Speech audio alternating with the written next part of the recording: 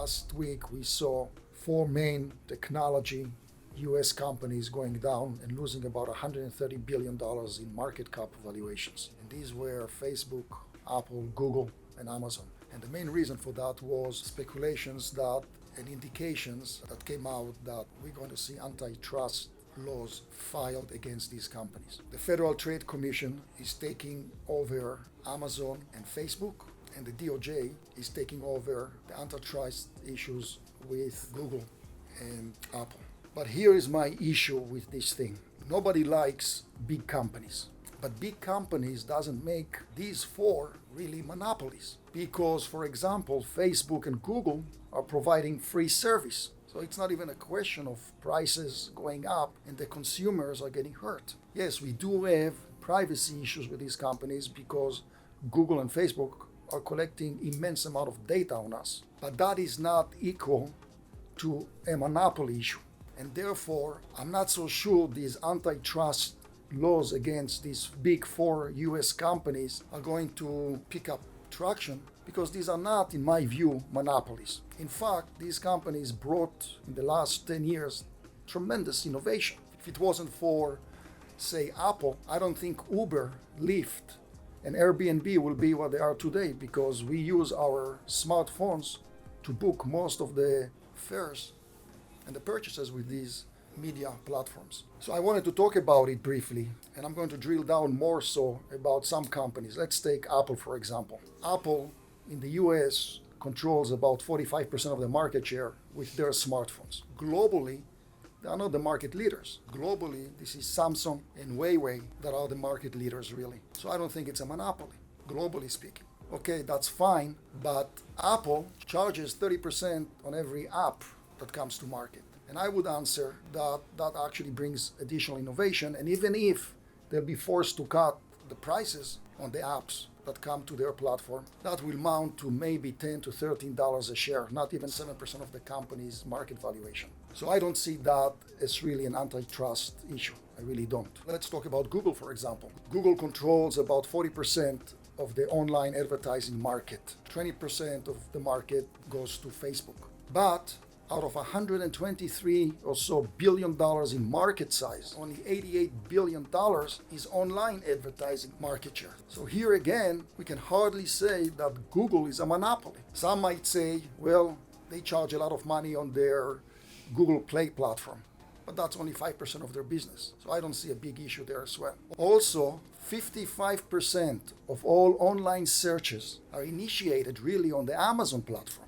So there is plenty of competition in the marketplace. So it's not really, in my view, an antitrust issue. Let's talk about Amazon, for example. Here again, only 40% of all e-commerce in the US is in the market share of Amazon. But if you look at the entire retail marketplace, Amazon is only 3.5% of the market share. In fact, Walmart is 2 times the size of Amazon.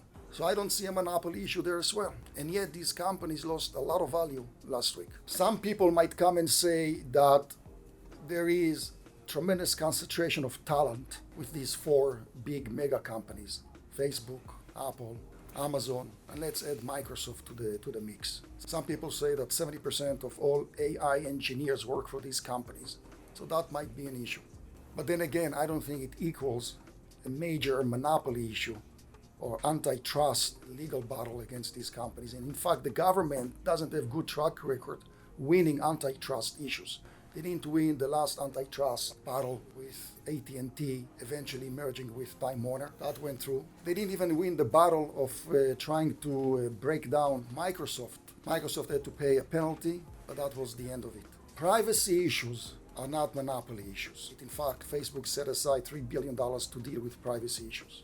And in the event, which I don't think so, these companies will have to somehow break their entities down. That can actually add value to these companies. Some people say that if Amazon were to spin off their Amazon Web Services, that alone is worth about $500 billion in market value. We can see what happened a few years ago when eBay was forced to spin off PayPal. eBay went up 40% and PayPal went up 3 times the value. So sometimes when we spin off and break down the pieces of a company, it actually adds value. And just imagine what will happen if, say, Google is going to be forced to spin off YouTube or Waze.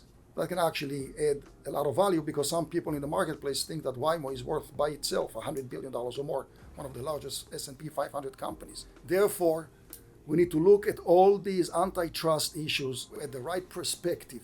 And for us, it might be more so as a buying opportunity than anything else. One more item I wanted to talk about is interest rates. In the event interest rates are coming down, it will be good, in my view, to the financial sector. And we have a lot of good financial companies out there that sell at 10 times earnings, as opposed to the market at 17 times earnings. A few of the names can be JP Morgan Chase, selling at 10 times earnings. Tangible book value for JP Morgan Chase is $58 a share. Other very inexpensive companies, in our view, can be Citigroup and Bank of America. Citigroup sells at 1 time tangible book value, selling at about 9 times earnings. All these companies pay us dividends, about 3%. When short-term rates come down, long-term rates in most cases will go up.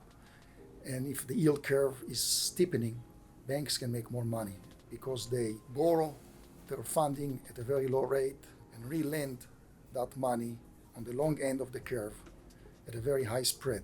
So it's actually positive for the banking sector. So as Amit mentioned, we're highly interested in these super cycle companies that we talk about week over week that have the ability to do a 10x return based on their focus of several areas, including augmented reality, artificial intelligence and machine learning, autonomous driving, and several others. So some of the companies, FANG companies, and this isn't the entire list, but those subset which are under the scrutiny of the federal investigation are Apple, Alphabet, Amazon, and Facebook. And so the federal government, they've launched a coordinated effort to examine the competitive practices of these companies. And it's kind of an interesting irony because everyone in Silicon Valley and interested in technology is familiar with Peter Thiel's book 0 to 1, which focuses on how the actual goal of every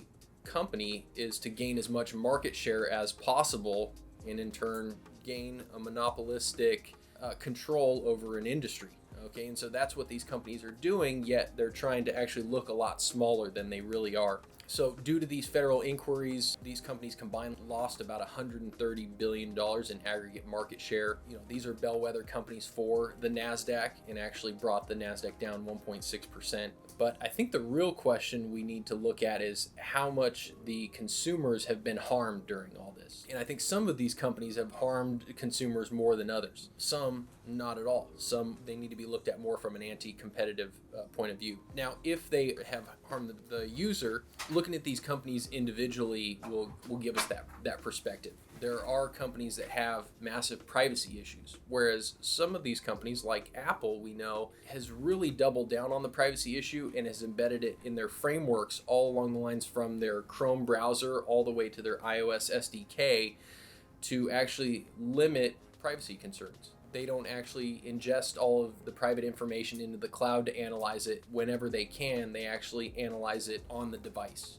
which actually can make them immune from a lot of this privacy scrutiny. So in conclusion, these companies are ones that we closely watch because they do affect the entire technology industry. So after last week's less than expected jobs report, we see the 10-year with a little more fluctuation dropping down to 2.09 on Friday, and today sitting at 2.13%. That still is at a 20-month low from September of 2017, since we've seen the 10-year that low. The 2-year to the 3-year we mentioned was previously inverted, and it remains that way. However, the spread is reduced to only 3 basis points at this point in time, so it's getting a little more narrow. The 2-year to the 10-year still has not inverted, and the spread has increased to an average of 24 basis points. And the short-term rates, the 1 and the 3 month versus the 10-year, that does remain in an inverted status, and it's about 23 basis points right now. So this week is E3's annual event, and what E3 is it's basically an event where the industry leaders in the gaming space come and showcase what they got going on in the pipeline. So 2 big names come to mind, that both of which that we own, both Google and Microsoft.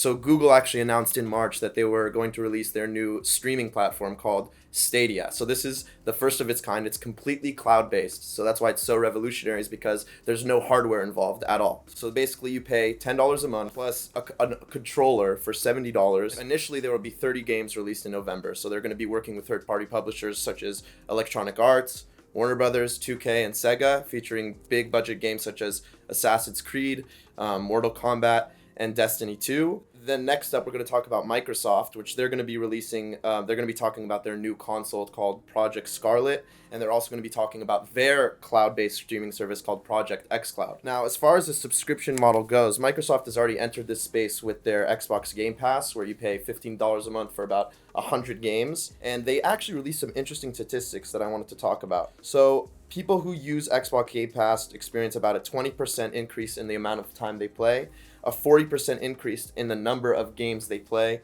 and actually I think this is the most interesting one. When a new game enters into the Xbox Game Pass, the amount of active players on average doubles.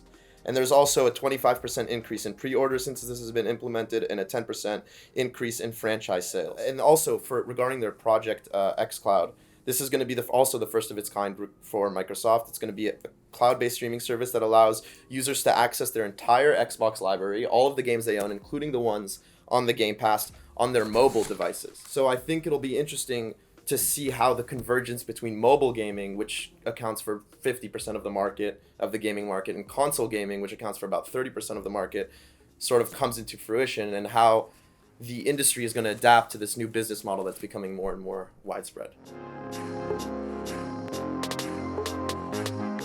Hello everyone, I'm Amit Stavinsky, the Managing Director of Tomar Securities and its affiliates, 911 Financial Services and Firefighters United. As always, if you would like the video and you like the content, please become a subscriber to our YouTube channel. You can always call us directly to our main offices in Woodland Hills, California at 818-914-7461. The highlight of the week is that markets always throw curveballs at us, such as anti-competitive lawsuits, government intervention, and the like. Investors should stand by their beliefs and look at the market corrections in the right perspective, and at times take advantage of buying opportunities.